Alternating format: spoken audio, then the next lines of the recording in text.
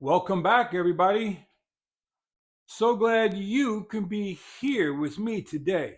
Walter here in the workshop. So, last time we went over page 1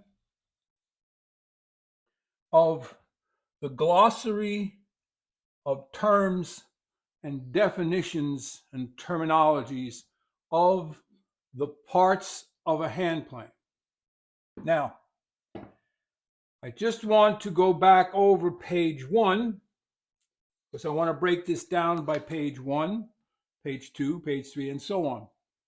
So on page 1, we talked about the Bailey patent and how Stanley acquired the patent or the manufacturing or whatever.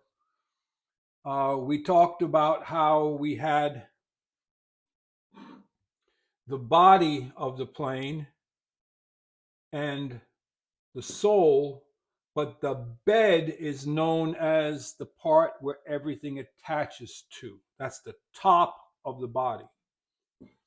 And then we talked about the blade and the cap iron and so on and so forth. So that was page 1. Page 2, before I get into it, a question came up and I'd like to address it. Oftentimes you hear people talk about they talk about which is the best first hand plane to acquire. To me, in my mind, free. uh, I mean, that would be my first thought. A free hand plane would be neat. But the question came more or less in relationship to hand tool woodworking versus modern day hybrid woodworking, where we might have access to a thicknesser, but we don't have access to a power jointer, but we do have access to a power thicknesser. How to utilize certain planes to prep the lumber to go through the thicknesser, okay? Then the other side of it is full-blown hand tool woodworking. So let's begin with the simple question, which plane do I need first? And base it on hybrid tool woodworking. People have table saws, they have thicknessers. So, what is the goal? Okay. Are you looking to straighten edges? Are you looking to take out cup before running it through the thicknesser? Are you looking to do rough woodworking? Or is this something you're looking to put that final polish on the boards after you have run them through the thicknesser? So lots of questions, lots of variables. But the way I will approach it is if I needed one hand plane to get started,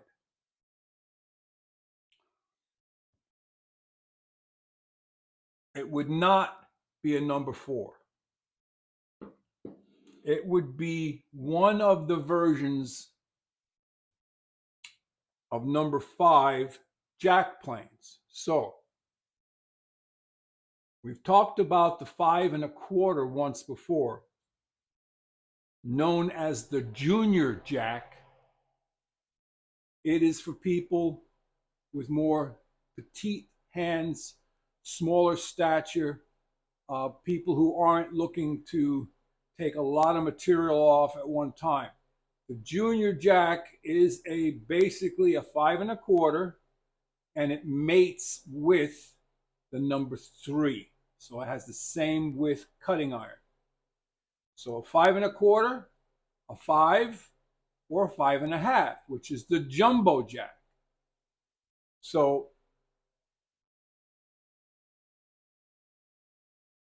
here again, which hand plane should I use first?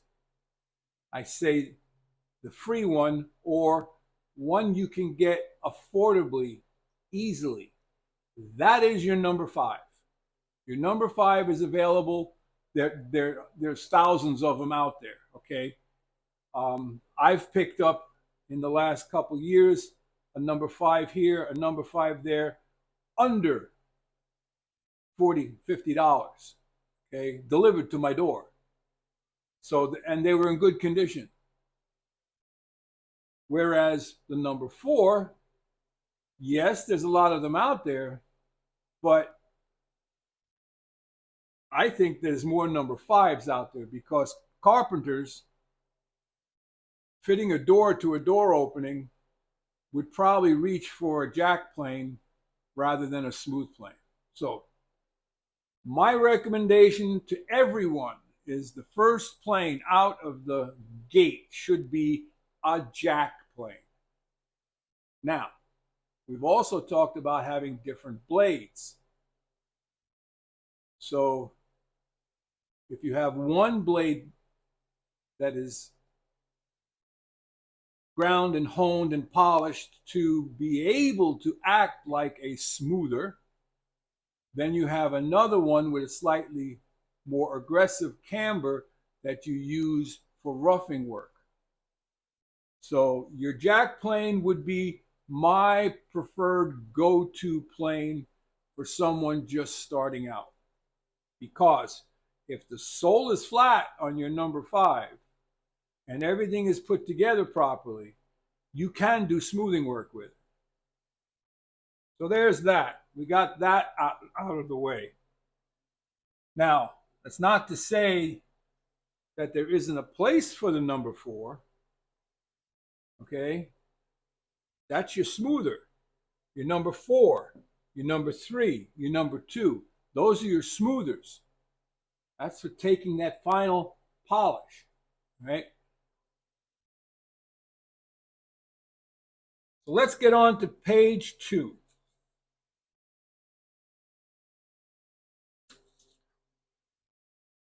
This tab is in the mountain school.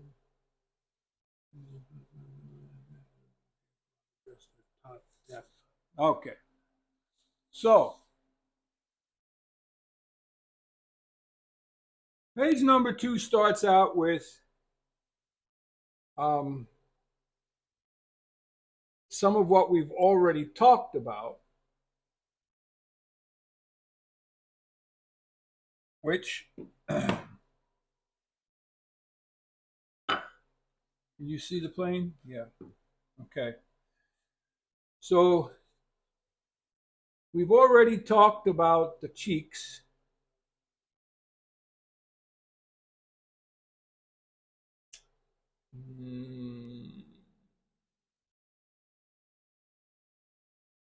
Yeah. And we've also talked about the chip breaker, also known as the cap iron.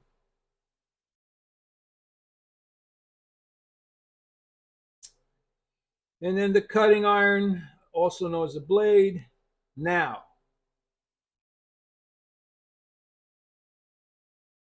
the depth adjusting nut.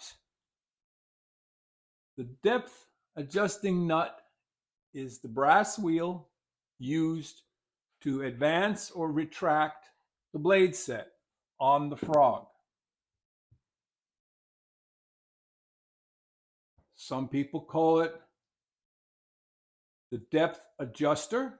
Some call it the depth adjusting wheel or knob, but the terminology is nut, believe it or not.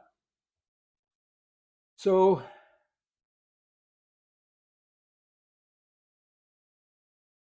the depth adjusting nut is connected by screw and the yoke into the frog. We'll talk more about the yoke at a later point, but it's all connected. So you have the depth adjusting nut on its own screw mounted to the frog, and then the yoke sits on a pin in the frog on the depth adjuster nut. Now,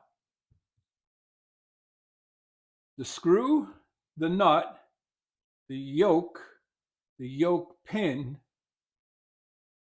and the way the yoke connects to the chip breaker, all of those factors come into play in regards to backlash. Okay?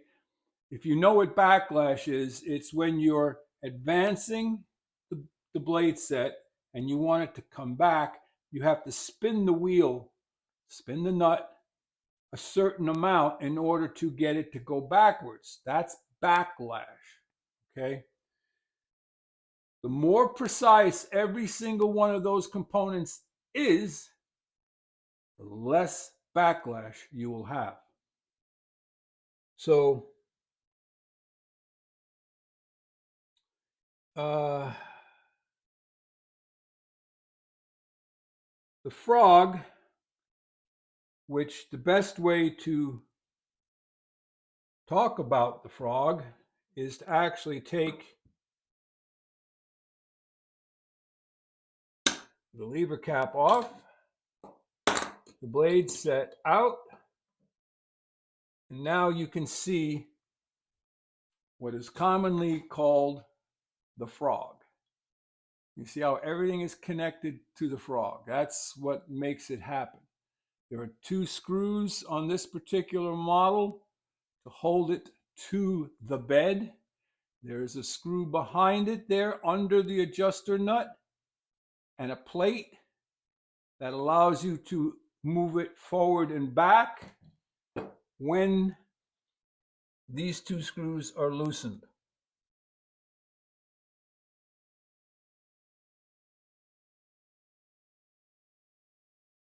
And that's where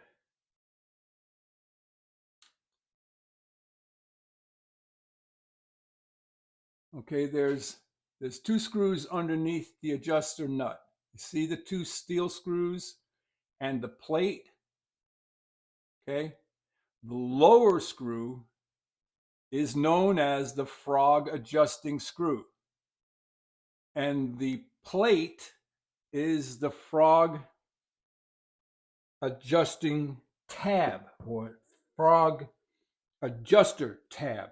So it's a tab. It's just a tab of steel and a screw that holds that in there. And I'm not sure.